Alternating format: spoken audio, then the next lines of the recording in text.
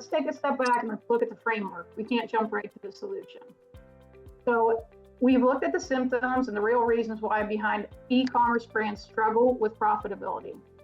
But the trick is the examples we just looked at are the tip of the iceberg. You need to get to the root of the cause.